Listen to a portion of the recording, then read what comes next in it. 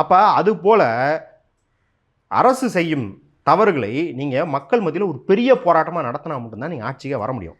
Congress gas cylinder ஏறி போச்சு, விலையெல்லாம் ஏறி போச்சு 2012-13. என்ன பண்ணாங்க தெரியுங்களா? பிஜேபி லாரி அங்கங்கெல்லாம் போய் போராட்டம் பண்ணல, மாட்டு வண்டியில் வேணுன்ட்டே சிலிண்டர்லாம் ஏற்றிட்டு போய் போராட்டம் பண்ணாங்க. ஏன்னு கேட்டால் ஜீப்பில் ட்ரக்கில் பெட்ரோல் அடிக்க எங்களுக்கு காசு இல்லை, ஏன்னா பெட்ரோல் விலைவாசி ஏறிடுச்சுன்னு மாட்டு வண்டியை வச்சு பிரச்சாரம் பண்ணாங்க. அப்படி தான் மக்களுக்கு கவனம் ஈர்த்து நீங்கள் வந்து அரசை வீழ்த்த முடியும் இல்லையா?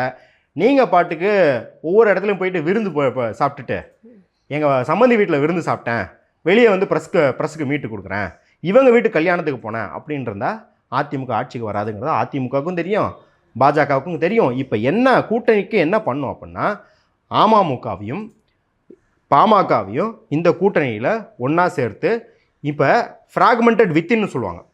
ஃப்ராக்மெண்டட்னா ஃபஸ்ட்டு எதிர்கட்சிகளே சிதறொன்று கிடச்சிருக்கு. தாவேக்கா ஒரு பக்கம் இருக்குது, நாத்தாக்கா ஒரு பக்கம் இருக்குது, அதிமுக பாஜக கூட்டணி ஒன்று இருக்குது.